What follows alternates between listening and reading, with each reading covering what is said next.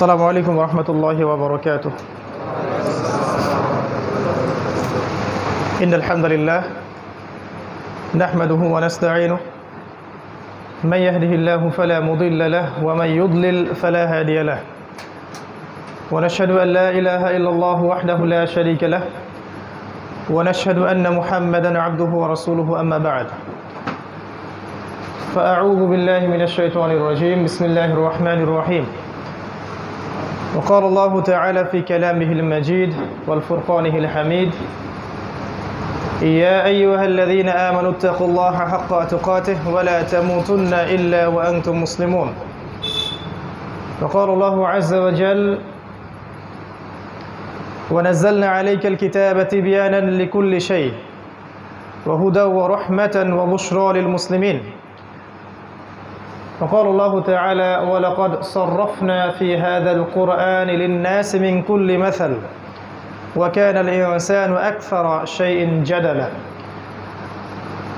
وقال رسول الله صلى الله عليه وسلم إن الله يرفع بهذا الكتاب أقواما ويضع به الآخرين وهو يقول القرآن حجة لك أو عليك رب اشرح لي صدري ويسر لي أمري واحلل عقدة من لساني يفقه قولي اللهم فقهنا في الدين وعلمنا التأويل آمين يا أرحم الراحمين نعوذ بكلمة الله التامات من شر ما خلق الحمد لله যাবতীয় প্রশংসা এবং গুণগান একমাত্র মহিয়ান ও গরিয়ান আল্লাহ সুবহানাহু ওয়া তাআলার জন্য যে আল্লাহ আযজা ওয়া জাল আজকে আমাদেরকে সুস্থ শরীরে পবিত্র জুমার দিনে মসজিদে এসে জুমার খুতবা শ্রবণ এবং সালাত আদায়ের উদ্দেশ্যে একত্রিত করেছেন সেই মহান রবের দরবারে শুকরিয়া জানাই আলহামদুলিল্লাহ।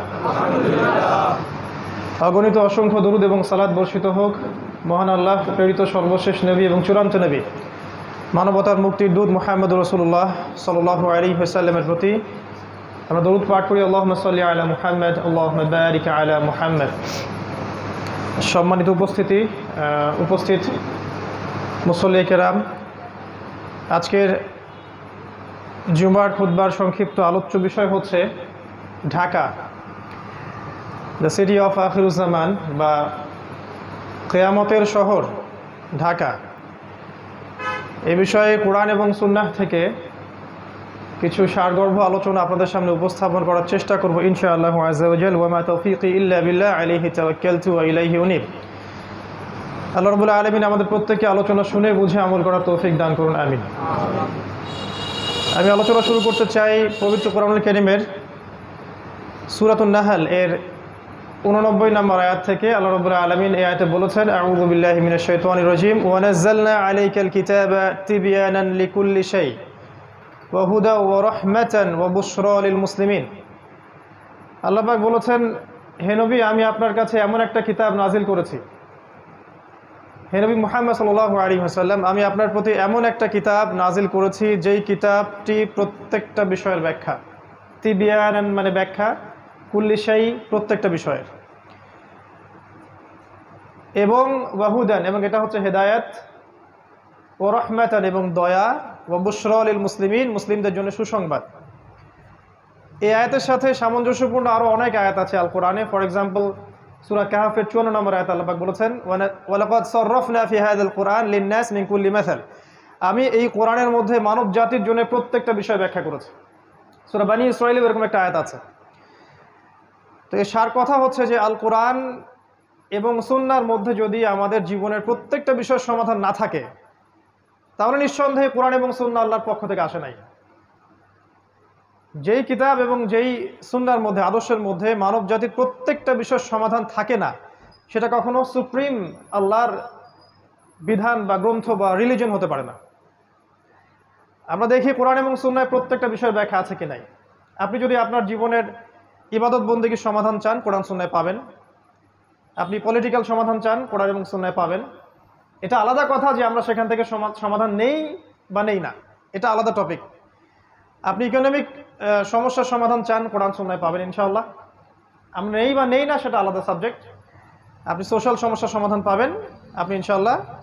পারিবারিক, রাজনৈতিক, বৈশ্বিক প্রত্যেকটা বিষয়ের সমাধান ইনশাআল্লাহ কোরআন সুন্নাহয় পাবেন। এই আকীদা যার মধ্যে নাই, কোরআন সুন্নাহ অনুযায়ী আমরা তাকে প্রপার মুসলিম বলতে পারি না। আর কেউ যদি আকীদা বিশ্বাস লালন করে যে হ্যাঁ কোরআন এবং সুন্নায় প্রত্যেকটা বিষয়ের সমাধান আছে, কিন্তু আমি বৈষয়িক কারণে হোক বা দুনিয়াবী স্বার্থেই হোক মানছি না বা মানতে পারছি না, সেটা আলাদা বিষয়। অ্যাটলিস্ট আকীদা বিশ্বাস থাকতে হবে যে কোরআন সুন্নায় প্রত্যেকটা বিষয়ের ব্যাখ্যা আছে। আল্লাহ পাক এই কথাটা বলছেন এই আয়াতের মধ্যে, তিবিয়ানান লিকুল্লি শাই, প্রত্যেকটা বিষয়ের ব্যাখ্যা। তো নিঃসন্দেহে কোরআন সুন্নাহ দিয়ে আমরা আমাদের সমসাময়িক বিশ্বকেও ডিল করতে পারবো ইনশাআল্লাহ। কোরআন সুন্নাহ শুধুমাত্র রাসূলুল্লাহ সাল্লাল্লাহু আলাইহি ওয়াসাল্লামের যুগের জন্যই ছিল না, কিয়ামত পর্যন্ত থাকবে। প্রত্যেক যুগের সমাধান আমরা কোরআন সুন্নায় পাবো। এর মধ্যে একটা পয়েন্ট চলে আসে যে ইনশাআল্লাহ তাআলা আমরা কোরআন এবং সুন্নাহকে দিয়ে শেষ জামানা, সমসাময়িক বিশ্ব, present world affairs, present world economy, সামনের দিনগুলা, এগুলোকে ডিল করতে পারবো ইনশাআল্লাহ। কোরআন এবং সুন্নায় এই সমস্যার সমাধান আছে। যারা এখান থেকে সমাধান নিতে চান না বা নেওয়া যাবে না এরকম ফতোয়া দিয়ে থাকেন, তাদেরকে নিয়ে আমাদের কোনো মাথা ব্যথা নাই।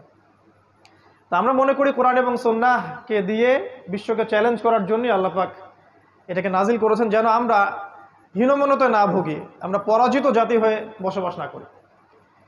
যদি আমরা একটু পিছনের দিকে তাকাই, আমরা দেখব যে ইসলামের হিস্ট্রিতে যতগুলো শাস্ত্রের উদ্ভব হয়েছে, ফর এক্সাম্পল মেডিকেল সায়েন্সের কথা বলেন, ফিলোসফির কথা বলেন, ইসলামিক ইকোনমিক্সের কথা বলেন, তারপরে ওয়েস্টার্ন কালচারের সাথে ইসলামিক যে সংস্কৃতি, এটা সমন্বয়ে কিছু মতবাদ বের করেছে, বা সুফিজম, যতগুলো দেখবেন আপনি, এগুলোর মধ্যে পজিটিভ নেগেটিভ বিষয় আছে, কিন্তু প্রত্যেকটা বিষয় কিন্তু সমসাময়িক স্কলাররা কোরআন সুন্নাহ থেকে গবেষণা করেই বের করেছিলেন।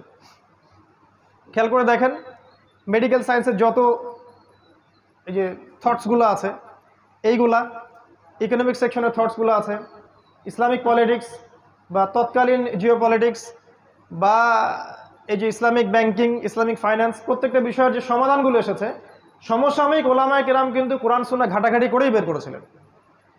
এবং তারা যে সলিউশনটা দিয়েছিলেন, এর উপরে দাঁড়িয়ে আছে পশ্চিমা সভ্যতা। এখন এরা কিন্তু দাঁড়িয়ে আছে আমাদের বেইজের উপরে, যখন আমরা ওদেরকে শাসন করতাম। তো তৎকালীন ওলামায়ে কেরাম যদি বলতেন না না কোরআন সুন্নাহ দিয়ে ঘাটাঘাটি করার দরকার নাই, এইগুলো দিয়ে আসলে সমসাময়িক বিষয়গুলো ডিল করার দরকার নাই, খালি আমল করব, বাঁচবো, খাবো দাবো, মারা যাব, আমরা সমস্যার সমাধানগুলো কোরআন সুন্নাহ থেকে খুঁজবো না, তাহলে আজকে আমরা এইরকম বড় বড় শাস্ত্রগুলোকে পেতাম না। তো আমরা বিশ্বাস করি কোরআন এবং সুন্নাহ আল্লাহ পাক প্রত্যেকটা বিষয়ের সমাধান দিয়েছেন, এবং সমসাময়িক প্রত্যেকটা সমাধান আমরা যদি একটু অনেস্টলি খুঁজি কোরআন সুন্নায় পাবো ইনশাআল্লাহ তাআলা। এই কনসেপ্টটা আমাদেরকে আগে হজম করা উচিত। তারপরের পয়েন্টটা হচ্ছে যে আমরা আখিরুজ জামান বলতে আসলে কি বুঝি। আখির মানে শেষ, জামান মানে যুগ। আমরা বুঝি এটা শেষ যুগ। কোনটা কত সালে কিয়ামত হবে বা কোন দিন কোন ক্ষণে কিয়ামত হবে, এই বিষয়টা কেউ জানে না। এই বিষয় নিয়ে আমাদের কোনো দ্বিমত নাই, আপত্তি নাই। কিন্তু রাসূলুল্লাহ সাল্লাল্লাহু আলাইহি ওয়াসাল্লাম সহিহ হাদিসগুলোর মধ্যেই অসংখ্য আলামত বলে গেছেন, যে সায়েন্সগুলো আমরা যদি সমসাময়িক প্রেক্ষাপটে মিলাই, আমরা বুঝতে পারি যে বিগত 100 বছর আর আগের 1400 বা 1350 বছরের হিস্ট্রিটা এক নয়। লাস্ট 100 বছরে এমন এমন অনেক কিছু হয়েছে এই ওয়ার্ল্ডের মধ্যে, যেটা বিগত 1300 বছরেও হয়নি আসলে। এটার জন্য কি করা দরকার? এটার জন্য একটু কোরআন এবং সুন্নাহর সাথে আরও কয়েকটা সাবজেক্ট পড়াশোনা করা দরকার। এর সাথে আখিরুজ্জামানের হাদিসগুলোকে যদি আমরা একটু ঘাটাঘাটি করি, যুগের যারা টপ স্কলার, শুধু বাংলাদেশের নয় বাইরের কান্ট্রিরও, তারা কিছু কনক্লুশন দেন যে এই সায়েন্সগুলো আগে কখনো ছিল না, এগুলো ডেঞ্জারাস, মানব জাতির সামনের সময় কম, এবং এটা শেষ যুগের সায়েন্সগুলোর অন্যতম। আমরা বলছি না এত সালে কিয়ামত হবে, এত সালে এটা হবে, এত সালে ওইটা হবে, এই কনসেপ্টটা আমি বিশ্বাসী না। অ্যাটলিস্ট আমরা we are giving a wake up call to this উম্মাহ। আমরা এই উম্মাকে একটা ওয়েক আপ কল দিচ্ছি যে সামনের দিনগুলো আপনার জন্য এইভাবে একটা সিকোয়েন্স অনুযায়ী যেতে পারে। আল্লাহু আ'লাম বিসওয়াব, আল্লাহ পাকই ভালো জানেন, কিন্তু আমাদের ধারণা এমন হতে পারে। আমাদের ধারণা ভুলও হতে পারে, সঠিকও হতে পারে। যদি ভুল হয় আমাদের পক্ষ থেকে, সঠিক হলে আল্লাহর পক্ষ থেকে। আর যদি আমাদের ধারণা ভুলও হয়, আমরা শুধরানোর জন্য প্রস্তুত আছি। অ্যাটলিস্ট আমরা একটা ওয়েক আপ কল দিচ্ছি যে এখনকার সময় আর আগামী বিশ্বটা বিগত 1300 বছরের মতো হবে না। কোরআন এবং সুন্নাহর সাথে কোন কোন সাবজেক্টের জ্ঞান থাকলে আপনিও এটা বুঝতে পারবেন, এটা একটু বলি 2 মিনিটে। শুধুমাত্র কোরআন এবং সুন্নাহর লিটারাল জ্ঞান থাকলে হবে না। লিটারাল মানে হচ্ছে আমরা পড়লাম বুঝলাম, কাট পেস্ট যেটাকে আমরা বলি প্রোটেস্ট্যান্ট ভার্সন অফ ইসলাম। কোরআনের অনুবাদ পড়লাম, হাদিসের অনুবাদ পড়লাম, মনে করলাম যে আমি বড় মুফতি হয়ে গেছি, এখন স্টেটমেন্টগুলো দেওয়া শুরু করলাম, কনক্লুশনে গেলাম, এটা ঠিক না। বা এই দুইটা সাবজেক্ট থাকলেই যে আপনি এই জামানাকে ডিল করতে পারবেন এমন না ব্যাপারটা। এই যুগে যদি আমরা এসক্যাটোলজিক্যাল জ্ঞান পেতে চাই, শেষ জামানার জ্ঞান পেতে চাই, তাহলে কোরআন এবং সুন্নাহর গভীর জ্ঞানের সাথে সাথে আমাদেরকে তাফসীর সম্পর্কে জানতে হবে, অবশ্যই আমাদেরকে ফিকহ জানতে হবে, আমাদেরকে ইসলামিক হিস্ট্রিটা জানতে হবে, ইসলামিক হিস্ট্রিটা অ্যাটলিস্ট। এবং আমি বারবার বলি ওয়ার্ল্ড হিস্ট্রি, বিশ্বের ইতিহাস, এটা জানা উচিত। এটার জন্য ক্লাসিক্যাল অনেক বই আছে ইউনিভার্সিটিতে, এগুলো পড়াতে কোনো দোষ নাই, এগুলো সেকুলার সিস্টেম নয়, এগুলো আমাদেরই সিস্টেম। এই আখিরুজ্জামানকে বুঝতে হলে ইকোনমিক্স জানতে হবে। ইকোনমিক্স যে জানে না সে শেষ জামানকে বুঝতে পারবে না। ওলামায়ে কেরাম উত্তরই দিতে পারছেন না যে কিভাবে বাজার থেকে গোল্ড কয়েন এবং সিলভার দিরহামকে তুলে দেওয়া হলো, কেন দেওয়া হলো, কারা দিল, তাদের উদ্দেশ্য কী ছিল। আমি বলি একটা কথা অনেকটা ক্ষোভ নিয়েই, যে আগামীতে যদি ইসরায়েল তেজপাতা এটাকে লেমিনেটিং করে মুদ্রা হিসেবে চালু করে, আমরা সবাই বলবো এটা জায়েজ এবং হালাল। এবং যারা বলবে না এটা জায়েজ না, এটা হালাল না, তাদেরকে এরা বলবে এটা খারাজি। এটাই আমরা মনে করি দুঃখের সাথে। এই যে কোশ্চেনের অ্যান্সারটা সে দিতে পারলো না because of the lackings of knowledge in economics. ইকোনমিক্সের যে জ্ঞানের অভাব, এই কারণেই কিন্তু সে এই উত্তরটা দিতে পারলো না। এটা কোন ইকোনমিক্সের কথা বলছি? শুধুমাত্র কি আল্লামা তাকি উসমানীর বইগুলো পড়লেই হয়ে যাবে? ব্যাপারটা এমন নয়। ব্যাপারটা হচ্ছে ওয়ার্ল্ড ইকোনমিক্স সম্পর্কেও জ্ঞান থাকতে হবে। এই জ্ঞানটা কিন্তু সেকুলারদের বেশি আছে আমাদের চাইতে। কিছু বিষয়ে হজম করা উচিত, এই জ্ঞানগুলো ওদের বেশি আছে আমাদের চাইতে। না হলে ওরা রিবাকে দিয়ে, সুদকে দিয়ে আপনাকে ডমিনেট করতে পারতো না। সারা ওয়ার্ল্ডে আপনাকে সুদ খাওয়াচ্ছে। অ্যাজ এ মুসলিম আপনি সুদ খাচ্ছে, আমি সুদ খাচ্ছি, কম বেশি সবাই জড়িত। কিন্তু আমাদের ফাইন্যান্সটা কোথায় গেল? ইকোনমিক সিস্টেমটা কোথায় গেল? আমরা কেন এমন কোনো সিস্টেম লঞ্চ করতে পারলাম না যেটা আমাদেরকে হালালের মধ্যে রাখবে? আর ওরা কিভাবে রিবা দিয়ে সারা ওয়ার্ল্ডকে ডমিনেট করলো? আজকে সকালে আমি একটা হাদিস পড়েছিলাম, যদিও হাদিসটা সনদটা দুর্বল। আলী রাদিয়াল্লাহু আনহু সেই হাদিসের বর্ণনাকারী ছিলেন।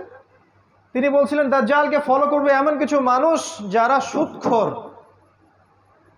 যারা রিবা বা সুদকে কেন্দ্র করে তাদের পুরো ইকোনমিক সিস্টেমটা লঞ্চ করেছে। কোন কান্ট্রি সেটা? আমরা যদি একটু ওয়ার্ল্ড ইকোনমিক্স ঘাঁটি, দেখবো সারা ওয়ার্ল্ডে একটা কান্ট্রি আছে, একটা সভ্যতা আছে যারা সুদকে দিয়ে সারা বিশ্ব শাসন করছে। এর মাস্টার মাইন্ড ইসরায়েল, আর সেখানে জিউসরা আছে। যাই হোক, ল্যাকিংস অফ নলেজটা কোথায়? ইকোনমিক সেকশনে ছিল না। এটা শেষ জামানার জ্ঞান অর্জন করতে হলে আপনাকে থাকতে হবে। আরেকটা সাবজেক্টের কথা আমি বলি বারবার, সেটা হলো যে জিও পলিটিক্স। এটা আপনারা আমার চেয়ে হয়তো ভালো বোঝেন, যারা ইউনিভার্সিটিতে পড়েন তারা আরও ভালো বোঝেন। জিও পলিটিক্যাল নলেজ না থাকলে এই ভূরাজনৈতিক প্রেক্ষাপটটা বুঝতে পারবে না। কেন চায়না রাশিয়া একসাথে, কেন ন্যাটোর সাথে টার্কি, কেন পাকিস্তান নিউক্লিয়ার ওয়েপেন্স থাকার পরেও কিছু করতে পারে না ইসরায়েল এগেনস্টে, এগুলো আপনি অ্যান্সার পাবেন না যদি জিও পলিটিক্যাল নলেজ আপনার না থাকে। আমাদের দেশের পররাষ্ট্রনীতিগুলোর মধ্যে আমরা অনেকে চাই যে খুব এগ্রেসিভ হোক, কেন আমরা পারি না? কি কারণ? এটা যারা জিও পলিটিক্স জানে তারা বোঝে। আর যারা আবেগে চলে তারা মনে করে যে এখনই জিহাদ লঞ্চ করতে হবে, বোগাস জিহাদ।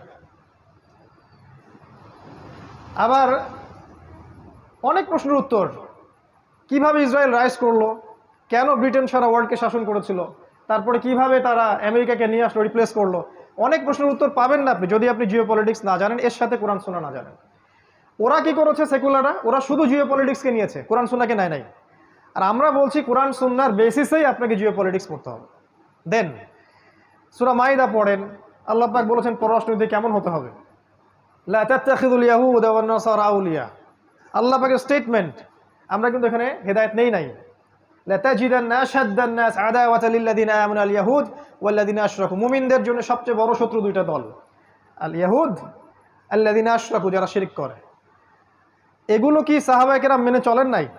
ওই সময় আমাদের মাথা ছিল উঁচু, আমরা এখন মেনে চলি না, আমাদের মাথা আজকে নিচু। জিও পলিটিক্স জানতে হবে। এর সাথে আমি বলি একটা সাবজেক্ট, সেটা হচ্ছে যে ইন্টারন্যাশনাল মনিটারি সিস্টেম সম্পর্কে জ্ঞান রাখতে হবে, যেটাকে আমরা বলি ওয়ার্ল্ড ব্যাংক এবং IMF। আরও কিছু সাবজেক্ট আছে, মূল এই সাবজেক্টগুলো যদি আপনি না জানেন কোরআন সুন্নাহর সাথে, তাহলে আখিরুজ্জামান আপনি চিনতে পারবেন না। এটা সম্ভব না। শুধুমাত্র কোরআন এবং সুন্নাহর লিটারাল অর্থগুলো পড়ে আপনি কখনো বুঝতে পারবেন না আসলেই ওয়ার্ল্ডে কি হচ্ছে। এজন্য যখন আপনি কোনো স্টেটমেন্ট দিবেন, মানুষ বলবে এটা পাগল হয়ে গেছে। তা আমরা বলছি যে নিউক্লিয়ার ওয়ার সামনে আসছে, আমরা বলছি দাজ্জাল জেরুজালেম থেকে বিশ্ব শাসন করবে, পাল্টা পোস্ট দিয়ে রাখলো স্কুল বয় টাইপের কিছু মানুষ, দাজ্জাল খোরাসান থেকে বের হবে। ভাবখানা এমন যে হাদিসগুলো আমরা কখনো পড়িই নাই। আমরা যদি একটা কোশ্চেনই করি, তাহলে রাসূলুল্লাহ সাল্লাল্লাহু আলাইহি ওয়াসাল্লাম মদিনা ইবনে সাইয়্যদকে দাজ্জাল কেন মনে করতেছেন? Answer me. রাসূলুল্লাহ সাল্লাল্লাহু আলাইহি ওয়াসাল্লাম মদিনায় ইবনে সাইয়্যদকে কেন দাজ্জাল মনে করছেন? হে ওমর, ও যদি দাজ্জাল হয়ে থাকে তুমি ওকে হত্যা করতে পারবে না, আর ও যদি দাজ্জাল না হয়ে থাকে নিরাপরাধ ব্যক্তিকে হত্যার মধ্যে কোনো ফল নেই। ইবনে সাইয়্যদ বলছে, আল্লাহর কসম আমি জানি দাজ্জাল কে, তার পিতার নাম কি, বা ইত্যাদি ইত্যাদি। হাদিসগুলো পড়ে দেখেন, বুখারী মুসলিম। তাহলে রাসূলুল্লাহ সাল্লাল্লাহু আলাইহি ওয়াসাল্লাম যে কে ভালো জানে যে কোথা থেকে দাজ্জাল বের হবে, তিনি কেন খোরাসানের কথা না বলে সেখানে গিয়ে মদিনা ইবনে সাইয়্যদকে ইনভেস্টিগেট করছেন? একটা বিষয় কি, এই সাবজেক্টটা নিয়ে আমাদের দেশে কোনো ফ্যাকাল্টি নাই, কোনো আলাদা কোনো কনস্ট্রাকটিভ কোনো বই নাই, কোনো মাদ্রাসায় এই সাবজেক্টটাকে নিয়ে গভীর পড়াশোনা করানো হয় না, কোনো সেকুলার ইউনিভার্সিটিতেও করানো হয় না। তাহলে একটা সাবজেক্ট সম্পর্কে আমরা কিভাবে জানবো যদি সেই সাবজেক্টের আমাদের কোনো ফ্যাকাল্টি না থাকে? যেমন ধরুন ফিকের অনেক ফ্যাকাল্টি আছে না বাংলাদেশে, ফিকের অনেক আলাদা ডিপার্টমেন্ট আছে না, শরিয়া গ্র্যাজুয়েশন কোর্স, বসেন দরকার নাই, বসেন, শরিয়া গ্র্যাজুয়েশন কোর্স ইত্যাদি ইত্যাদি। একটা সাবজেক্ট সম্পর্কে জানতে হলে ওখানে গভীর পড়াশোনা করতে হয়। কিন্তু নবী সাল্লাল্লাহু আলাইহি ওয়াসাল্লাম বলেছেন যে কিয়ামতের সবচেয়ে বড় ফিতনা, যার চেয়ে বড় কোনো ফিতনা নাই, সেটা হচ্ছে মাসিহুদ দাজ্জাল। এই দাজ্জাল সম্পর্কে আপনি কোনো ফ্যাকাল্টি পাবেন না, কনস্ট্রাকটিভ কোনো সিলেবাস পাবেন না, বই পাবেন না, গবেষণা পাবেন না। তাহলে যেটা নিয়ে কোনো গবেষণা নাই, যেটা নিয়ে কোনো মানে ফ্যাকাল্টি নাই, কোনো ডিপার্টমেন্ট নাই, কোনো আলাদা বই সিলেবাস কিছুই নাই, কিভাবে আপনি মনে করলেন যে দুই একটা হাদিস বিচ্ছিন্নভাবে পড়েই আপনি সাবজেক্টটা বুঝে যাবেন আর মানুষের সমালোচনা করা শুরু করবেন? যারা ওই সাবজেক্টে দীর্ঘদিন পড়াশোনা করছে ওদের। তো ইনশাআল্লাহ তাআলা এসব স্কুল বয়দের প্রশ্নের উত্তরগুলো আমরা একটা বই আকারে ছাপিয়ে দেবো ইনশাআল্লাহ, কারণ ইন্ডিভিজুয়ালি প্রত্যেকের উত্তর দিতে গেলে আমাদের সময় চলে যাবে, ততদিনে মালহামা শুরু হয়ে যাবে আর কি। তো আমরা আখিরুজ্জামানকে বুঝতে হলে এই সাবজেক্টগুলো দিকে খেয়াল রাখি। আল্লাহ পাক সবাইকে তৌফিক দান করুন, আমিন। ইনশাআল্লাহ তাআলা আমরা একটা সিলেবাস লঞ্চ করে দিব, যেখানে একটা জেনারেল এডুকেটেড মানুষ কিভাবে এই সবগুলো সাবজেক্ট পড়াশোনা করবেন, বইয়ের নাম, লেখকের নাম সহ আমরা বলে দিব ইনশাআল্লাহ, যতটুকু আমরা আমাদের ক্ষুদ্র জ্ঞানে পারছি। এর চেয়েও যে ভালো হতে পারে না এমন নয়, তবে আমরা জাস্ট একটা শুরু করতে চাচ্ছি, এবং এই ব্যাপারটার নাম দিয়েছি আমরা ডিপ্লোমা ইন ইসলামিক স্টাডিজ।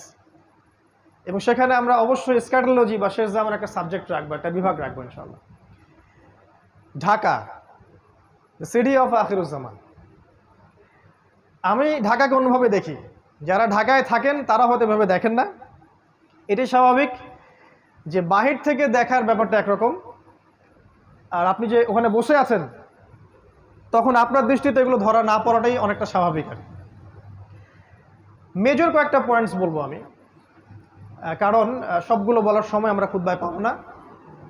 কোরআন এবং সহিহ সুন্নাহ থেকে আমরা আখিরুজ্জামানের যতগুলো সাইন পাচ্ছি, এগুলোর মধ্যে কিছু কিছু সাইন আছে এমন যেগুলোর সাথে ঢাকার ব্যাপারটা 100% মিলে যায়,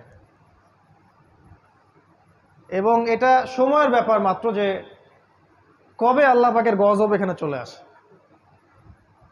আমরা তো এটা মনে করি এটা আল্লাহ পাকের বিশাল বড় দয়া যে এখন পর্যন্ত এখানে এই গজবটা আসে নাই, কিন্তু আমরা কি আসলে শুকরিয়া আদায় করি কিনা?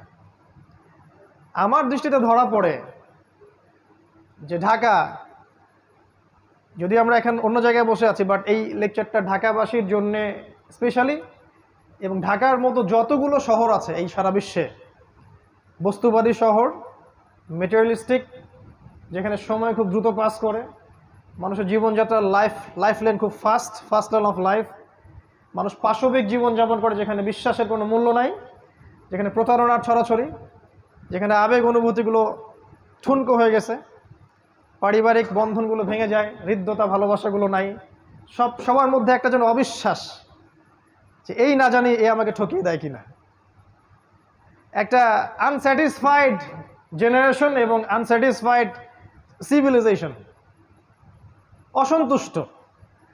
কোনো কিছুকে নিয়ে সন্তুষ্ট না, ইল্লা মাশা আল্লাহ, কিছু মানুষের বাইরে, সেটা আমি আলাদাভাবে বলছি, আমি ওভারঅল বলছি। দেখুন, 1 নাম্বার, আমার সেন্সে ধরা পড়ে যে ঢাকা এই শহরটা মানুষকে বস্তুবাদী বানিয়েছে, বা এই শহরের মানুষগুলো শহরটাকে বস্তুবাদী বানিয়েছে। এই শহরটা বস্তুবাদিতার উপর দাঁড়িয়ে আছে। এটা কি বোঝেন কিনা? সকালবেলা থেকে সন্ধ্যা, রাতে ঘুমানো পর্যন্ত একটাই চিন্তা মানুষের, কিভাবে আমি আমার রিজিকটাকে অর্জন করব, কিভাবে আমি আমার স্ত্রী সন্তানকে মানুষ করব বা ভরণ পোষণ দিব, কিভাবে আমি দুবেলার ভাত অন্ন যোগাবো। এখানে যেন মানুষ বাঁচার জন্য লড়াই করে, সকাল থেকে সন্ধ্যা পর্যন্ত ছুটছে আর ছুটছে। ছোটার স্পিডটা দেখতে আপনাকে ওই যে ওভার ক্রসিংগুলো আছে এর উপর উঠতে হবে একটু কষ্ট করে, এবং একটু রিল্যাক্স মুডে আপনি দেখবেন কিভাবে মানুষ ছুটছে। কোথায় জানি মানুষ ছুটছে, মনে হচ্ছে মানুষ জান্নাতের দিকে ছুটছে। যদি এমন হতো এভাবেই মানুষ জান্নাতের দিকে ছুটতো, খেয়াল করে দেখবেন ছুটছে আর ছুটছে ছুটছে।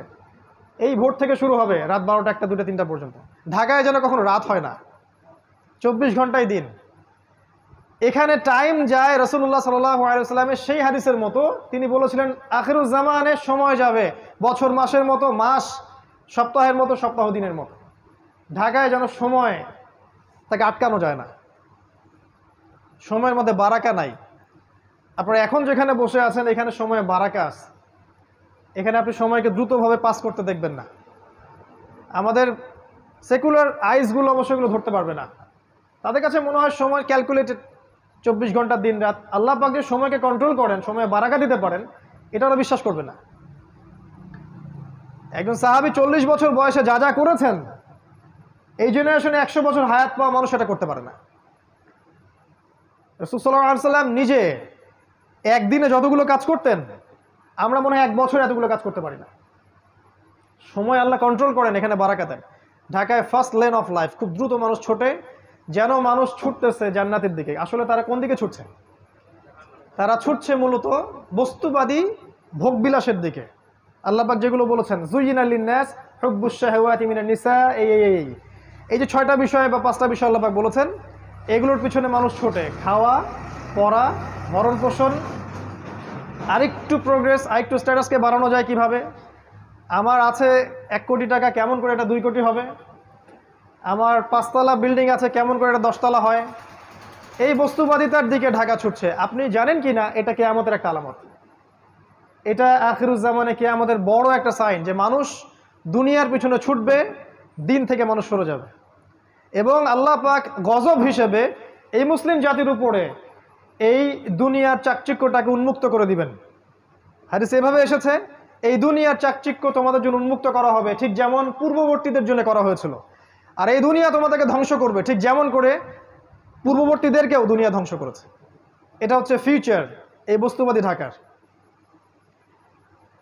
2 নাম্বার হচ্ছে, দেখুন এখানে যতগুলো সিস্টেম আছে, এই সিস্টেমগুলো দাঁড়িয়ে আছে অন দ্য বেসিস অফ শিরক অ্যান্ড কুফর।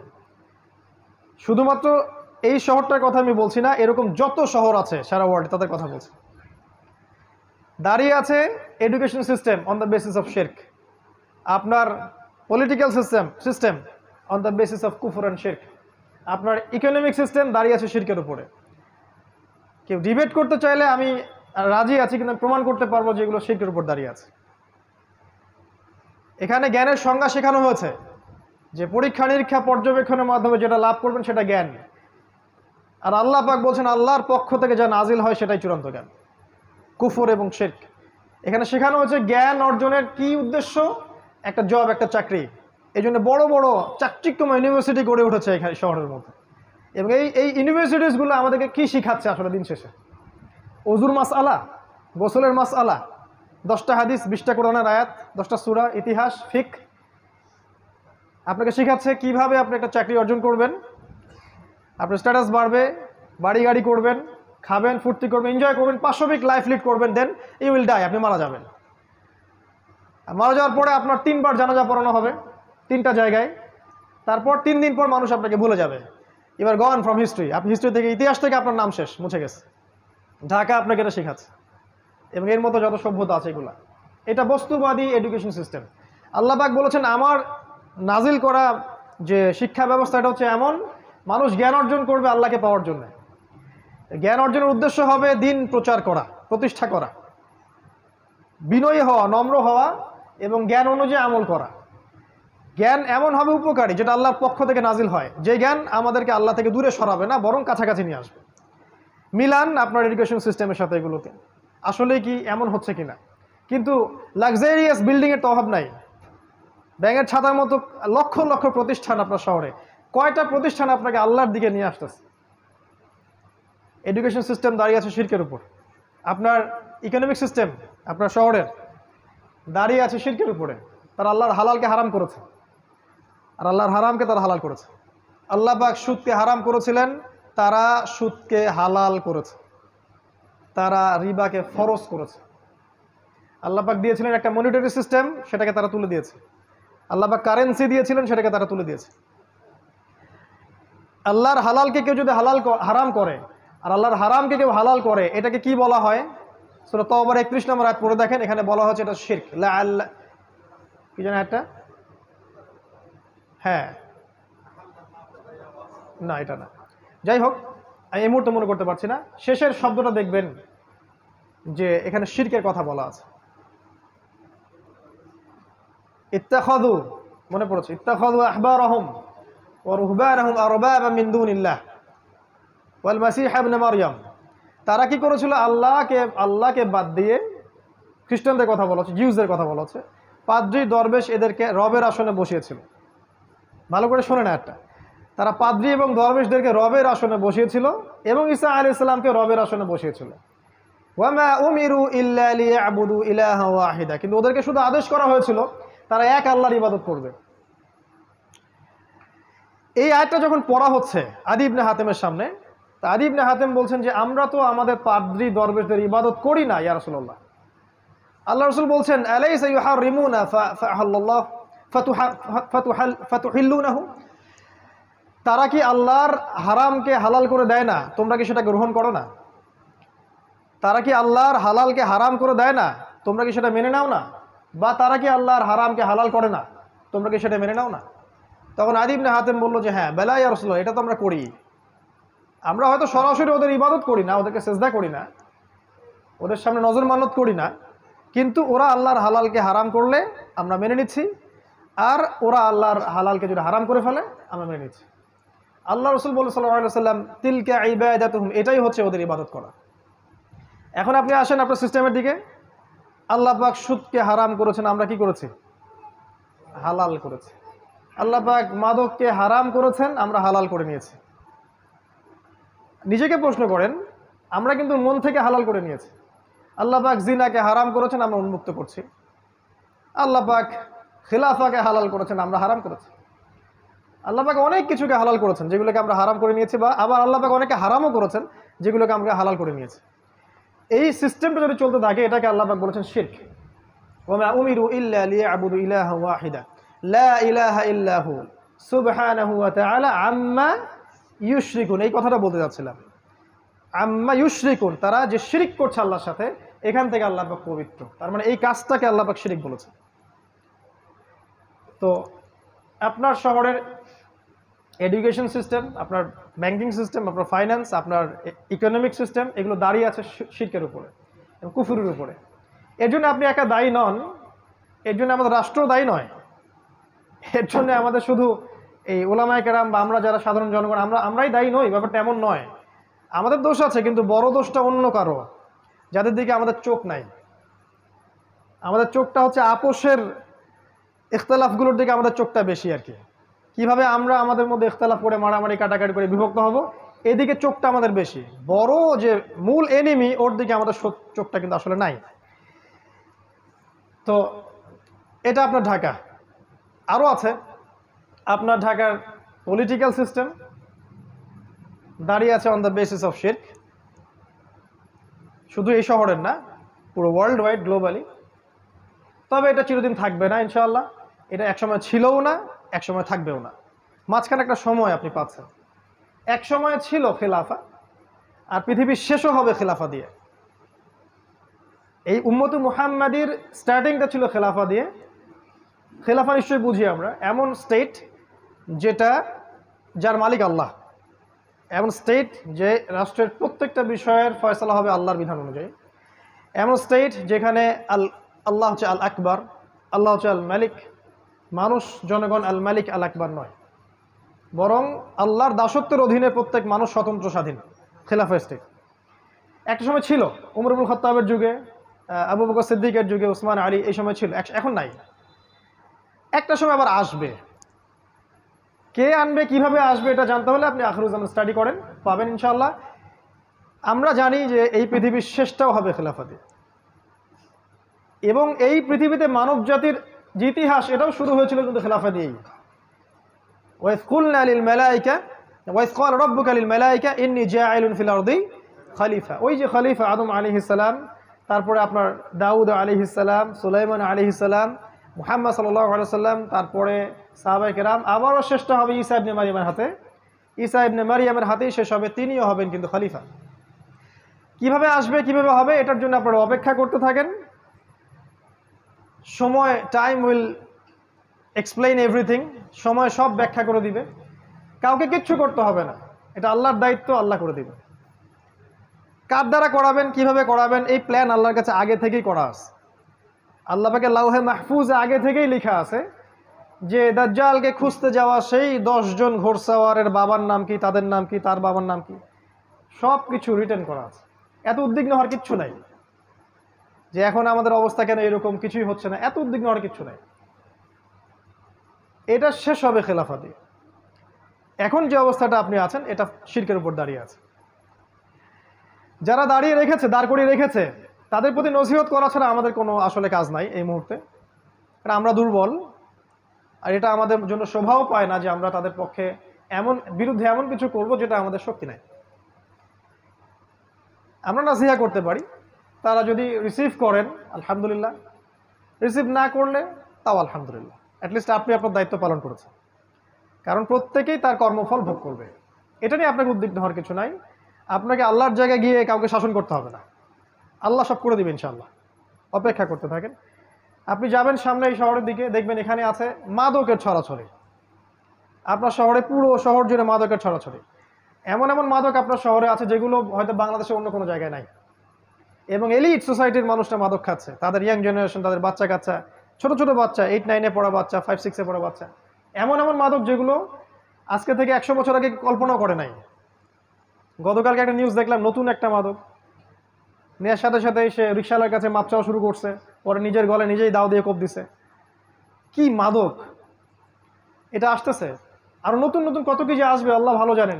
নবী সাল্লাল্লাহু আলাইহি ওয়াসাল্লাম বলে গিয়েছিলেন আখিরুজ্জামানে মাদক মানুষ সেবন করবে, হালাল মনে করে সেবন করবে, হারামই মনে করবে না, যেটা হারাম। এটা আপনার শহর, এরকম শহর বাংলাদেশে কয়টা আছে আপনি খেয়াল করে দেখেন। অন্যান্য কান্ট্রিগুলোতে আছে অবশ্যই, এবং ওগুলো ছোঁয়া লাগছে আর কি। আপনি দেখেন আপনার শহর মানেই জিনা, আপনার শহর মানেই জিনা। এখানে মেয়েরা নিজেকে মেয়ে মনে করে না, এখানে নারীরা নিজেদেরকে নারী মনে করে না, তারা মনে করে আমরা পুরুষের সমকক্ষ। আল্লাহ পাকের দেয়া অধিকারের চাইতে পশ্চিমাদের শেখানো অধিকার ওদের কাছে বেশি পছন্দের, এবং এই বিষয়গুলো ওদেরকে জিনার দিকে নিয়ে আসছে। ওপেন জিনা, বিবাহ বহির্ভূত রিলেশনশিপস, আপনার এই যে গার্লফ্রেন্ড বয়ফ্রেন্ড সংস্কৃতি, আপনার যে কো এডুকেশন, আপনার চাকরির ক্ষেত্রে কো এডুকেশন, একসাথে যাচ্ছি আসতেছি বাসে রাশন হাঁস, এগুলো যেন সয়ে গেছে আর কি, সয়ে গেছে। একটা পর্দাশীল মেয়েও বাসে উঠে গেল, পাবলিক বাসে, চারদিক থেকে পুরুষ ওকে ধাক্কা দিচ্ছে, ওর কাছে কিছু মনে হচ্ছে না, নর্মাল হয়ে গেছে। নর্মাল শহর আপনাকে করে দিছে কেমন যেন একটা যান্ত্রিকতা, এবং এই যান্ত্রিকতার মধ্য দিয়েই এই শহর মানুষকে আর ওই ইসলামিক মানুষের জায়গায় রাখে নাই, তার জীবনটাকে পাশবিক বানিয়ে ফেলেছে।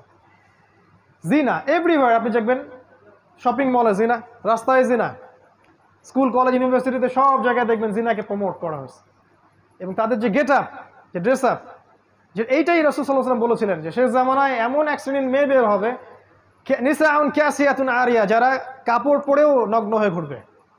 এটার এক্সাম্পল কিন্তু সাহাবীদের যুগে আমরা দিতে পারতাম না, এখন দিতে পারি। তারপরেও কিছু মানুষ বলবে না না না, এখনো 1000 বছর বাকি আছে কিয়ামতের, অপেক্ষা করতে থাকেন 1000 বছর। জিনা, এবং বিবাহ বহির্ভূত সম্পর্ক, এগুলো কি করেছে? আপনাকে ফ্যামিলিস্ট রেভলিউশনের দিকে নিয়ে আসছে। এখানে সম অধিকারের নামে আপনি দেখবেন মেয়েদেরকে পণ্য বানানো হয়েছে বিউটি কন্টেস্টের মাধ্যমে। এই যে মিউজিক, এই যে বিউটি কন্টেস্ট, এই যে মিডিয়া, এই যে গ্ল্যামারাস ব্যাপার স্যাপার, এগুলোতে নারীকে আর নারীর জায়গায় রাখা হয় নাই, তার সব কিছু উন্মুক্ত করা হয়েছে। এবং সমাজের পোশাক পরিবর্তন হয়ে গেছে, ফাংশন, ছেলেরা পুরুষের জায়গায় আসছে আর মেয়েরা ছেলের জায়গায় চলে গেছে। একটা মেয়ে সকালবেলা উঠতেছে, এই জ্যাম ফেস করে সে অফিসে যাচ্ছে, সব কিছু কাজ গোছায়, সে আবার 8-10টায় ব্যাক করছে। এই মেয়েকে আবার রান্না করতে হচ্ছে এই শহরে। এখানে বিবাহের সম্পর্কগুলো কোথায়? স্ত্রীকে সাথে নিয়ে রাস্তায় হাঁটা বা চাঁদ দেখা বা একটু খোলা বাতাসে ঘোরা, এগুলো তো এখানে কল্পনা করা যায় না। তার কোলে মাথা রেখে কোরআন তেলাওয়াত করা, এটাই শহরে সম্ভব হয় না, ইল্লা মাশাআল্লাহ। এতে করে বন্ধনগুলো ভেঙে যায়, পারিবারিক মূল্যবোধগুলো ভেঙে যায়, ডিভোর্স বাড়তেছে আপনার শহরে। এবং আপনার শহরে ডিভোর্স বাড়তেছে, পরকীয়া বেশি হচ্ছে। এবং পরকীয়ার বলি হচ্ছে কিন্তু হত্যা। পরকীয়া মানে কিন্তু হত্যা। পরকীয়ার পর একটা খুন ছাড়া কোনো সলিউশন থাকে না। ওই যে দেখলাম 6 টুকরা লাশ, আল্লাহ ভালো জানেন সত্য না মিথ্যা, আমরা দেখেছি। এরকম ঘটনা একটা দুটো না, অনেকগুলো হয়। এবং যদি সত্যিকার অর্থেই আপনি পরিসংখ্যান দাঁড় করান, আপনি দেখবেন এটাও একটা হাদিসের সাথে মিলে যায়। শেষ জামানায় হত্যাকাণ্ড বাড়তে থাকবে, এবং যাকে হত্যা করা হবে সে জানবে না কেন আমাকে হত্যা করা হচ্ছে, আর যে মারবে সেও জানবে না কেন আমি হত্যা করলাম। এটা আপনার শহর। এখানে আপনি দেখবেন পরিবারগুলো ভেঙে যাচ্ছে, সন্তান তার মাকে কাছে পাচ্ছে না, বাবাকে কাছে পাচ্ছে না। এই সন্তান যখন বড় হবে সে খুব লোনলি ফিল করবে। মনে রাখবেন, শৈশবে একটা বাচ্চা যেভাবে বড় হয়ে ওঠে, যৌবনকালে তার মাথাটা ওরকম হয়। যে বাচ্চাকে শৈশবে প্রচণ্ড টর্চার করেছেন, একাকিত্বে রেখেছেন, তাকে সঙ্গ দেয় না বাবা মা, এই সন্তানটা বড় হয়ে সন্ত্রাসী হতে পারে। সমূহ সম্ভাবনা আছে জঙ্গি হতে পারে। ওদের সেন্সে জঙ্গি বলছি আর কি, আমাদের সেন্সে না। ওরা যেটা বলে আর কি, মানে উগ্রবাদী হয়ে যাবে, নিরপরাধ মানুষকে হত্যা করবে, এটা হতে পারে। সন্তানের শৈশব এখানে হরণ করা হয়। আর ওকে ওই যে চাইল্ড কেয়ার সেন্টারে আমরা দিয়ে আসি, সন্তানকে মানুষ করে কাজের বুয়া, এটাই শহর আপনাকে দিয়েছে। এবং এই প্রতিটা বিষয়কে আমাদের সাইন, প্রত্যেকটা হাদিস বলার সময় পাচ্ছি না আজকে আমি। এই শহর আপনাকে আরও দিয়েছে সময়ের দ্রুততা, এখানে সময় দ্রুত পাস করে, এখানে সময়ের সাকিনা নেই। এই শহরের একটা ছেলেকে যদি আপনি একটা প্রত্যন্ত কোনো গ্রামে রেখে আসেন, সব টেকনোলজিকে বাদ দিয়ে স্মার্টফোন টোন ক্যান্সেল করেন, হি উইল বিকাম ক্রেজি, সে পাগল হয়ে যাবে, চলতেই পারবে না সে, ওর মাথা খারাপ হয়ে যাবে যে আমি কিভাবে সময় কাটাবো এখন। এখানকার যুব সমাজ বা এখানকার ছেলেরা, ছোট ছোট বাচ্চা যারা আছে, কিশোর এবং যুবকেরা, এরা ওদের মতো ওই প্রত্যন্ত জায়গায় ফুটবল খেলতে পারে না, চড়ের মধ্যে হাঁটতে পারে না, ওখানে বালুর সাথে, বাতাসের সাথে, মাটির সাথে ভিজতে পারে না, এরা বৃষ্টিতে ভেজে না, এরা হাইজেনিক ফুড খায় না, ম্যানুফ্যাকচার্ড করাপ্টেড ফুড খায়। এদেরকে খেয়াল করে দেখবেন, এরা ফিজিক্যাল স্ট্রাকচারে ওদের মতো শক্ত না। একটা গ্রামের ছেলে অনেক বেশি শক্ত, একটা গ্রামের মেয়ে অনেক বেশি শক্তিশালী। এখানকার একটা মেয়ে নর্মাল ডেলিভারি দিতে পারবে না, একটা গ্রামের মেয়ে 10টা বাচ্চা দিতে পারবে নর্মাল, কিছুই লাগে না। নবীজি বলেছিলেন শেষ জামানায় মেয়েদেরকে ধরা হবে, পেট কেটে ফেলা হবে। এখন বলবে এই হাদিসের ব্যাখ্যা করতে যাবেন না, কিছু আমাদের ভাই আছে Protestant version of Islam follow করে, না না এটার ব্যাখ্যা করার দরকার নাই। যে ব্যাখ্যার অধিকার আপনি আমার থেকে হরণ করেন কেন? ব্যাখ্যাটা করছি, সত্য হলে হবে, না হলে হবে না, ব্লেম তো আমার ঘরে আসবে কিয়ামতের দিন, আপনাকে টেনশন করার দরকার কি? আমরা বলছি এটা সিজার, শেষ জামানায় মেয়েদেরকে ধরা হবে, পেট কেটে ফেলা হবে এবং পেটের ভিতর যা আছে বের করে ফেলা হবে। আরও বলেছেন নবীজি শেষ জামানায় গর্ভপাত বাড়তে থাকবে। আপনার এই যে জিনা, আপনার পর্নোগ্রাফি, আপনার শহর মানে পর্নোগ্রাফি, এখানে যত ফ্যাক্ট, এই যে ইন্ডাস্ট্রিগুলো গড়ে উঠেছে গ্ল্যামারাস, এগুলোর ভিতরে আছে পর্নোগ্রাফি, আমার যেটা আপনারা ভালো জানেন। এবং এই প্রতিটা সেক্টর, এই আপনার ইন্ডাস্ট্রিয়াল সেক্টরগুলো, এই যে মাদকের সেক্টরগুলা, মিউজিশিয়ানগুলা, আর অন্যান্য যারা যারা আছে এই লাইনে, এদের মধ্যে একটা বড় অঙ্কের মানুষ হচ্ছে সমকামী, দে আর হোমোসেক্সুয়াল, এবং ওদের সংগঠনও আছে, আপনার শহরেই আছে। এটা আপনার শহর Dhaka, the city of Akhiruzzaman. এখানে আপনি দেখবেন কনস্ট্রাকটিভ বিল্ডিং, উঁচু উঁচু বিল্ডিং। এই দৃশ্য আজকে থেকে 100 বছর আগে এই বিশ্ব দেখে নাই, যে প্রতিটা শহরে বড় বড় উঁচু উঁচু বিল্ডিং। আর নবী সাল্লাল্লাহু আলাইহি ওয়াসাল্লাম তার জীবনের শেষের দিকে একটা হাদিস বলেছেন, লাস্টের দিকে জিবরাইল আলাইহিস সালাম এসে জিজ্ঞাসা করেছিলেন ইমান কাকে বলে, ইসলাম কাকে বলে, কিয়ামত কবে হবে ইত্যাদি। নবীজি এই হাদিসে বলেছেন কিয়ামত কবে হবে আমি জানি না, বা এভাবে বলেছেন যে তোমার জ্ঞান মাল মাসউলু আনহা বিআ'লামা মিনাস সাইল, প্রশ্নকারীর চেয়ে উত্তরদাতা বেশি জানে না। কিন্তু আলামত দুইটা বলতেছে, মাত্র দুইটা। একটা হচ্ছে ওয়ান তারাল হুফাতাল উরাতাল আলাতা রিয়া আশ-শাই ইয়াতাতাওয়ালুনা ফিল বুনিয়ান, যখন আপনি দেখবেন যে সমাজের সবচেয়ে নিম্ন শ্রেণীর মানুষেরা, রাখাল টাইপের মানুষ, কাপড় নাই গায়ে, পায়ে স্যান্ডেল নাই, এরা উঁচু উঁচু বিল্ডিং নির্মাণের প্রতিযোগিতা করবে, তখন আপনি অপেক্ষা করেন কিয়ামতের জন্য। এই দৃশ্যটা কি লাস্ট 100 বছরের বিশ্ব দেখেছে কিনা? আপনার শহরের দৃশ্যকে দেখে প্রতিদিন প্রতি রাত, এখানে সূর্য ওঠে বিল্ডিংয়ের ফাঁক দিয়ে, সূর্য ডোবে বিল্ডিংয়ের ফাঁক দিয়ে। তারপরেও কিছু মানুষ বলবে না না এখন অনেক দেরি আছে। শোনেন, কিয়ামতের বড় সাইন হচ্ছে ভূমিকম্প। বেশি বেশি ভূমিকম্প হতে থাকবে সামনে, এবং বড় বড় তিনটা, একটা পূর্বে, একটা পশ্চিমে, একটা মাঝখানে পৃথিবীর। কিন্তু ছোটখাটো অনেক ভূমিকম্প হবে। বাইনা ইয়াদাই আস-সাআ, কিয়ামতের আগে আগে মুতানুন শাদীদ, প্রচন্ড রকম মহামারী ছড়াবে বড় বড়। ওয়া বা'দাহু, এরপরে আসবে সানাওয়াতুজ জালাজিল, ভূমিকম্পের বছরগুলা। যদি এখনকার এই মহামারীর সিজনটাই সেই মহামারী হয়ে থাকে, আমি শিওর না, যদি হয়ে থাকে আল্লাহ ভালো জানেন, তাহলে এরপরে নিঃসন্দেহে ভূমিকম্প আসছে। আর এমনিতেই নর্মালি আপনার শহরে যদি একটা ভূমিকম্প হয়, চিন্তা করেন যে এই যে কি বলবো, উঁচু উঁচু দ্বিতল তৃতল অট্টালিকাগুলোর কি হবে? প্রত্যেকটা একটা একটা করে কবরস্থান হয়ে যাবে। আর এই কথা সেকুলাররাও বলে, শুধু তারাই সতর্ক করছে না যারা ওয়ান আইড পিপল। এটা আপনার শহর, এখানে আরো অনেক কিছু আছে। এখানে আপনি পাবেন প্রতারণা, আমানত এখানে উঠে গেছে। নবী সাল্লাল্লাহু আলাইহি ওয়াসাল্লাম বলেছিলেন কিয়ামতের আগে কি হবে? আমানত উঠে যাবে। খায়েনকে বলা হবে আমানতদার, আর আমানতদারকে বলা হবে খায়েন। এখানে সব সত্যবাদী ব্যক্তিকে মিথ্যাবাদী বলা হয়, আর এখানে সব মিথ্যাবাদীকে সত্যবাদী বলা হয়। আর এই কাজটা কে করে? এই কাজটা মিডিয়া করে। এখানে প্রত্যেকটা মিডিয়ার মধ্য দিয়ে ছড়ানো হয় নগ্নতা, অশ্লীলতা, কোনো কোনো ক্ষেত্রে মিথ্যা সংবাদ, যেটা মানুষকে ব্রেইন ওয়াশ করে। এবং অলরেডি এই পুরো এই সিভিলাইজেশন যেটা আছে ওয়ার্ল্ড ওয়াইড, এটা ব্রেইন ওয়াশড।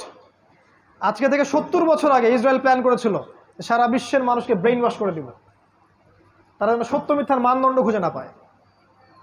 70 ইয়ার্স হয়ে গেছে আজকে থেকে, দে আর সাকসিড।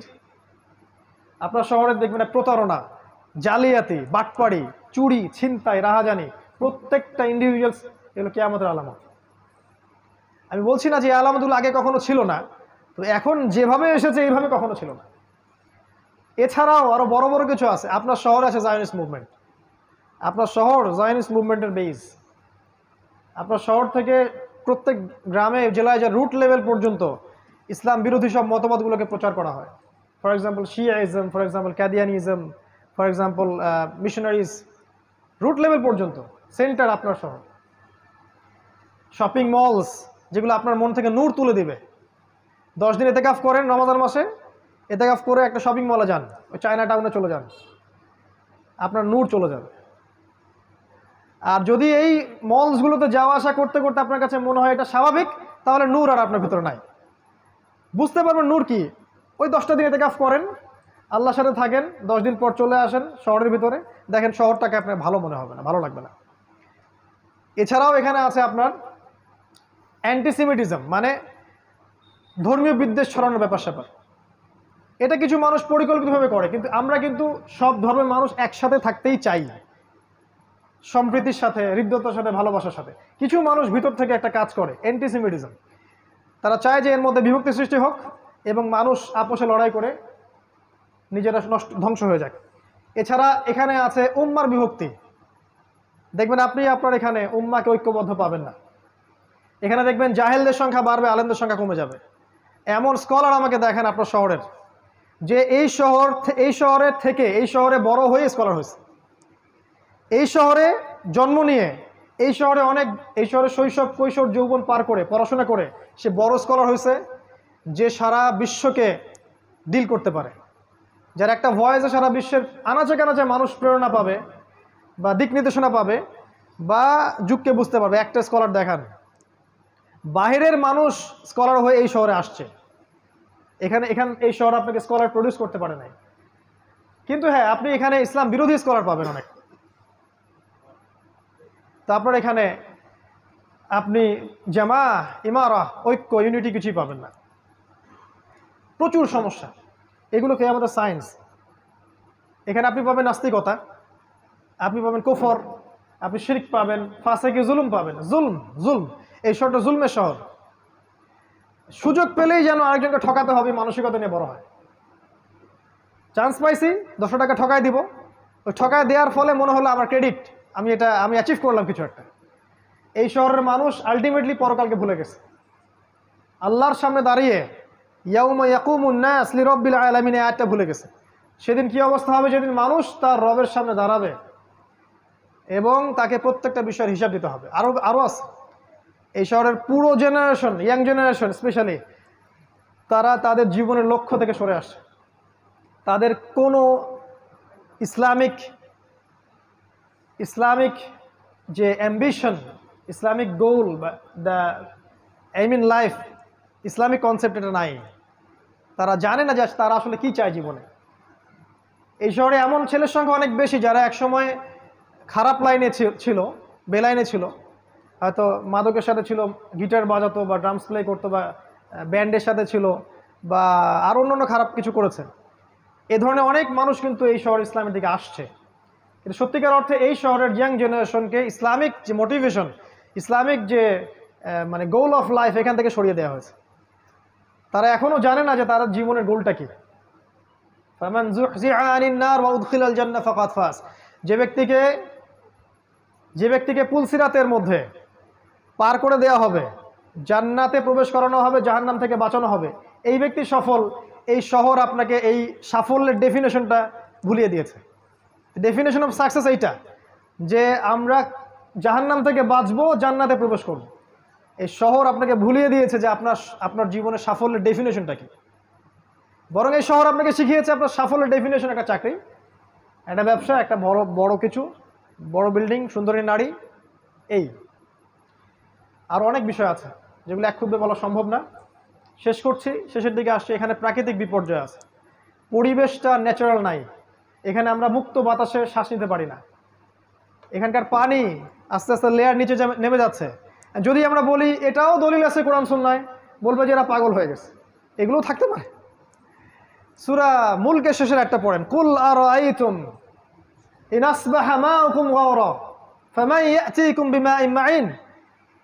ভেবে দেখো হে মানব জাতি, কোনোদিন যদি সকাল করে দেখো যে পানির স্তর নিচে নেমে গেছে, কোন সেই ইলা আছে বা কে আছে তোমাদেরকে সুপেয় পানি, প্রবাহিত পানি এনে দিবে? পুরো বাংলাদেশে কোন সেটা শহর যেখানে পানির লেয়ার নিচে নেমে যাচ্ছে দিন দিন? মানুষের এখনো হুঁশ হয় না। ডেঞ্জার জায়গায় আমরা অবস্থান করছি। আমরা এখন শেষ করবো আর কয়েক মিনিটের মধ্যে ইনশাল্লাহ। পরিবেশগত বিপর্যয়ের কথাই বলেন, নৈতিক অবক্ষয়ের কথাই বলেন, আপনার বস্তুবাদিতার কথাই বলেন, অর্থনৈতিক যে ইসলামিক ট্র্যাক থেকে সরে আসার কথাই বলেন, পলিটিক্যাল শিরকের কথাই বলেন, এই যে উঁচু বিল্ডিংয়ের কথা বলেন, এই যে বেহায়া নারীদের কথাই বলেন, নগ্নতা, অশ্লীলতা, আপনার পর্নোগ্রাফি, আপনার জিনা, সমকামিতা, সব কিছু কি আমাদের বড় বড় সায়েন্স, যেগুলো আপনি দেখবেন আপনার শহরে 100% মজুদ আছে। এবং এরকম যত শহর সারা ওয়ার্ল্ডে আছে তাদের মধ্যে আরও বেশি পরিমাণে আছে, তবে আমাদের শহরেও কম নাই। এই জন্য আমরা যখন এই শহরে প্রবেশ করি, ঢোকার সাথে সাথে মনে হয় যে আমরা ঢুকলাম in the city of Akhiruzzaman.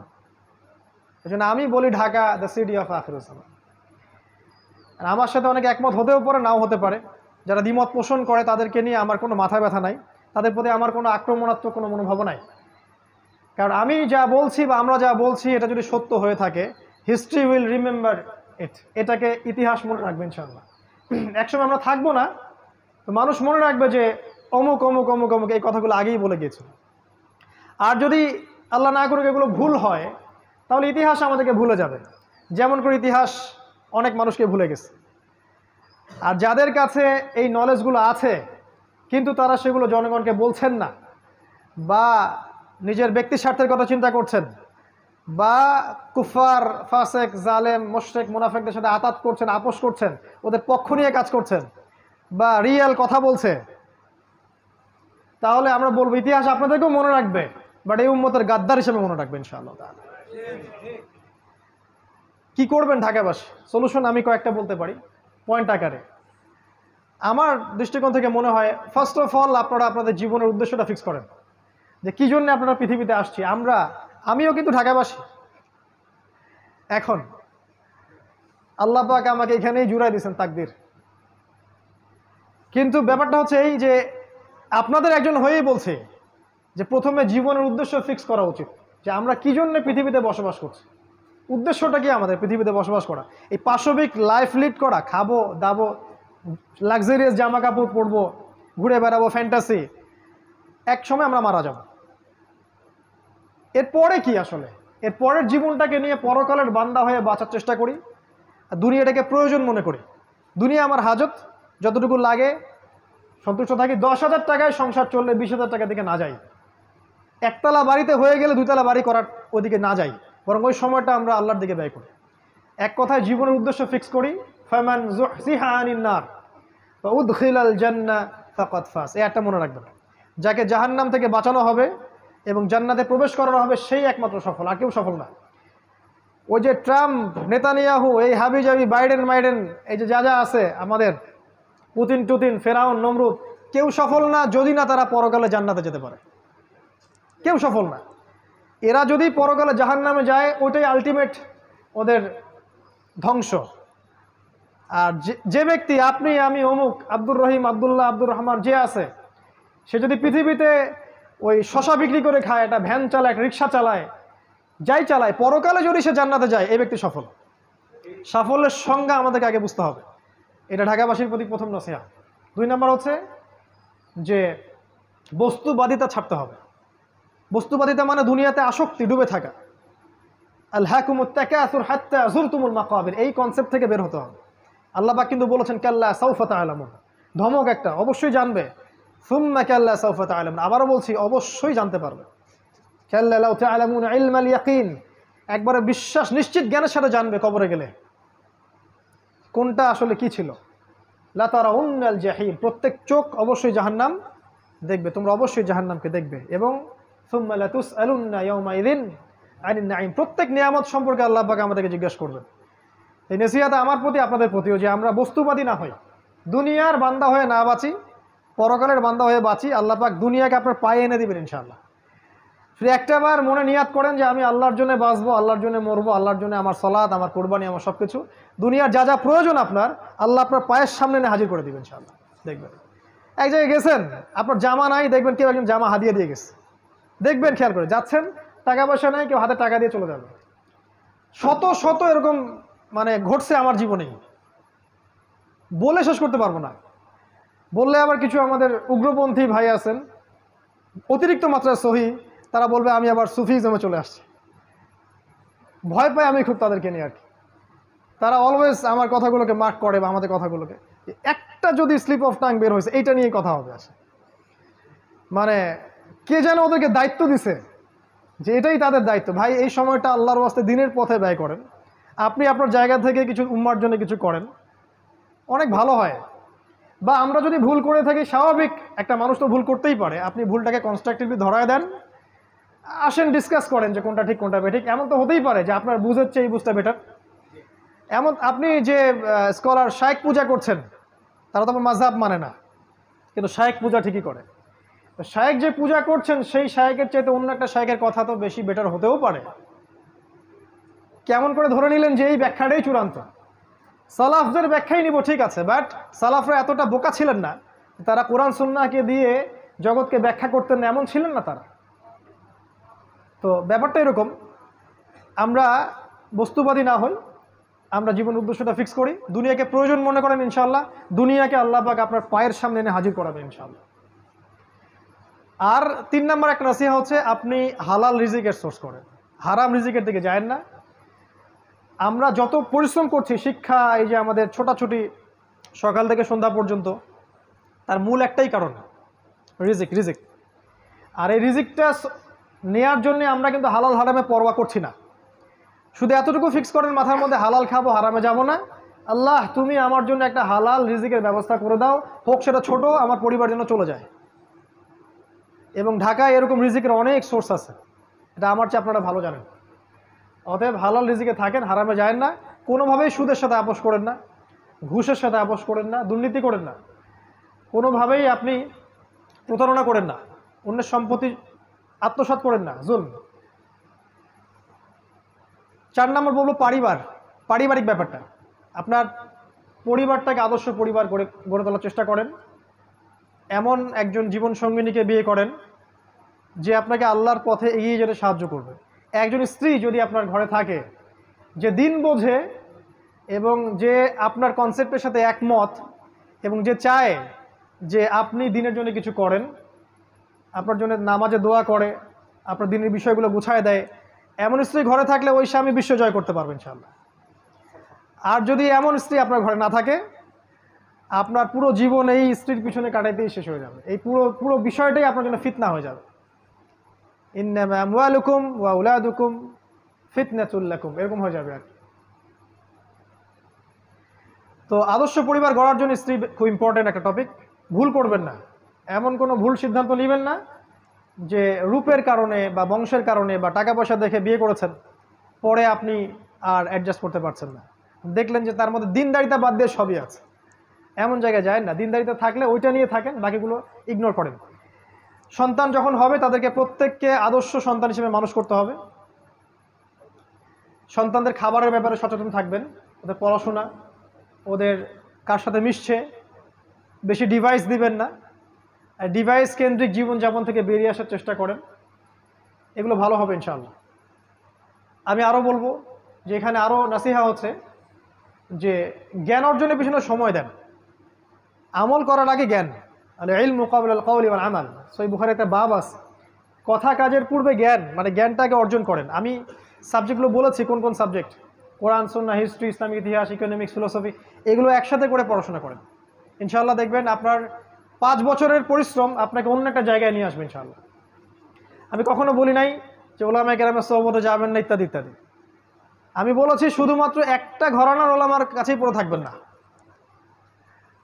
সমস্ত ওলামায়ে কেরামকে ভালো চোখে আগে দেখতে শেখেন, সবার কাছ থেকে জ্ঞান নেওয়া শেখেন। যদি আপনি শুধুমাত্র সালাফিজমেই থাকেন, আমাদের সোকল্ড সালাফিজমের কথা বলছি, তাহলে তো আপনি কমই ঘরানার আলেমের কাছে জ্ঞান পাবেন না, সিম্পল। তাহলে মনে হবে যে এদের কাছে কোনো জ্ঞানই নাই। এটা তো অহংকার, কেবর, যেটা ইবলিসের ছিল।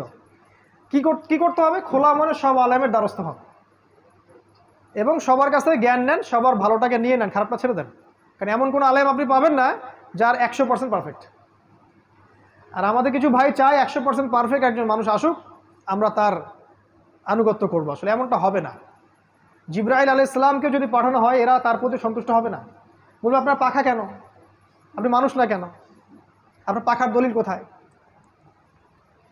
এদের কাছে সময় নষ্ট করেন না, সমস্ত ওলামায়ে কেরামকে শ্রদ্ধা করেন। আমার ভিউ বলছি, প্রত্যেকটা ওলামায়ে কেরামকে শ্রদ্ধা করেন, সম্মান করেন, তাদের সোহবতে যান, জ্ঞান শিখেন, কিন্তু এই সাবজেক্টগুলো এড়িয়ে যাবেন না। শুধুমাত্র ইসলামিক লাইনের এই কয়েকটা সাবজেক্ট পড়ে আপনি এখনকার বিশ্বকে বুঝতে পারবেন না। একই সাথে অ্যাট দ্য সেম টাইম আপনি শুধু জেনারেল লাইনের এই কয়েকটা সাবজেক্ট পড়ে আপনি সব কিছুকে ডিল করতে পারবেন না। একটা কনস্ট্রাকটিভ সিলেবাসে আসেন, এটাকে মিউচুয়াল করে সামনে যান। ইনশাআল্লাহ 10টা বছর পরিশ্রম করলে ইনশাআল্লাহ রেজাল্ট পাওয়া যাবে। এর সাথে আমি বলবো আল্লাহ পাক যেন আমাদের সবাইকে তৌফিক দেন যে জানা অনুযায়ী আমলটা যেন করতে পারি। আর এর সাথে আমি একটা কথা বলবো ঢাকাবাসীর জন্য, গ্রামের বাসাগুলোকে প্রস্তুত করে রাখেন। আপনি শহরে চিরদিন থাকতে পারবেন না। ওয়াইম মিন ক্বরিয়াতিন ইল্লা নাহনু মুহলিকুহা ক্বাবলা ইয়াউমিল কিয়ামা আও মুআযযিবুহা আযাবান শাদীদা। ব্যাখ্যা ওদের কাছে শুনে নেন কি বলে, আমরা অনুবাদ বলছি। এমন কোনো কারিয়া নাই যাকে আমি কিয়ামতের আগেই ধ্বংস করব না। আও মুআযযিবুহা আযাবান শাদীদা, অথবা কঠিন শাস্তি প্রদান করব না, এমন কোনো শহর নাই পৃথিবীতে। কানা যালিকা ফিল কিতাবি মাসতুরা, অনেক আগেই এটা কিতাবে লেখা হয়ে গেছে। ভূমিকম্পের মাধ্যমে হোক বা আপনার মহামারীর মাধ্যমে হোক বা আরও বড় কোনো গজবের মাধ্যমে হোক, ঢাকা উইল কলাপস। কোনো শহর কনস্ট্যান্ট থাকবে না। হিজরত, আপনার গ্রামের বাড়ি, আপনার এই যে সেখানকার কৃষিভিত্তিক অর্থনীতি, ভালো অর্গানিক ফুড, এগুলো তো অভ্যস্ত হন, ওখানে যাওয়া আসা শুরু করেন। ঢাকা আপনাকে ছাড়তে হতে পারে সামনে, ওয়ার্ন করছি আমরা। এবং এরকম বড় বড় শহরগুলো, আর সবচেয়ে বড় কথা হচ্ছে যে এই শহরটা উৎপাদন কেন্দ্রিক নয়, আমদানি রপ্তানি কেন্দ্রিক। একটা মালহামা সব কিছুকে ব্লক করে দিবে, এখানে যারা থাকবে তারা আফসোস করবে যদি আমরা এখান থেকে আগে লিভ করতে পারতাম। এটা প্রস্তুতি রাখেন। সর্বোপরি আল্লাহ পাক আমাদেরকে যতটুকু নিয়ামত দিয়েছেন, আমাদের জ্ঞান, আমাদের টাকা পয়সা, আমাদের স্ত্রী সন্তান, আমাদের এই যে জামা ইমারা, এগুলোকে দিয়ে দিনের খেদমত করার চেষ্টা করেন যতটুকু পারেন ইনশাআল্লাহ। সমসাময়িক বিষয়গুলো পড়েন, আগামীর জন্য প্রস্তুত থাকেন এবং আপোষে ইখতলাফ না করে, যারা ইখতলাফ করে ওদেরকে ভুলে যান। আপোষে যারা ইখতলাফ করে না, ওয়ানুম্মা ওয়ান জামা কনসেপ্টে বিশ্বাস করে, এই মানুষগুলোকে নিয়ে শান্তিপূর্ণভাবে মাক্কি জীবনে রাসূল সাল্লাল্লাহু আলাইহি ওয়াসাল্লাম যেভাবে এগিয়ে গিয়েছিলেন, আপনার এই শহরটা হচ্ছে কোনো বেটার জায়গা নয়, এইভাবে এগিয়ে গিয়ে আপনি একটা জামা বা একটা কমিউনিটি গড়ে তোলার চেষ্টা করেন। এটার খুব অভাব সারা দেশে। এটা যদি করতে পারি ইনশাআল্লাহ তাআলা, আল্লাহ পাক আমাদের মধ্যে একটা রুহামা দিবেন, একটা জামা দিবেন, একটা সুন্দর মৈত্রী ভালোবাসা থাকবে এবং এই শহরের যে জাহিলিয়াতগুলো আছে এগুলোকে স্কিপ করা আমার জন্য সহজ হবে, কারণ একা একা আপনি কিছুই করতে পারবেন না। আল্লাহ পাক আমাদের সবাইকে আলোচনাটা শুনে বুঝে আমল করার তৌফিক এনায়েত করুন, আমিন। আজকের সময় আসলে সংক্ষিপ্ততার কারণে অনেক বিষয় স্কিপ করে গেলাম। ইনশাআল্লাহ তাআলা আগামীতে আমরা এটা নিয়ে বিস্তারিত আলোচনা করব ইনশাআল্লাহ। আকুলু কওলি হাযা আস্তাগফিরুল্লাহ ওয়া লাকুম ওয়া লিসাইরিল মুসলিমিন। বারাকাল্লাহু লানা ওয়া লাকুম বিল আয়াতিল হাকীম ইন্নাহু তাআলা জাওয়াদুন কারীমুন বার রাউফুর রহিম। আসসালামু আলাইকুম ওয়া রাহমাতুল্লাহ। ভাই আসেন। ঠিক আছে, সমস্যা নেই, একই বিষয়।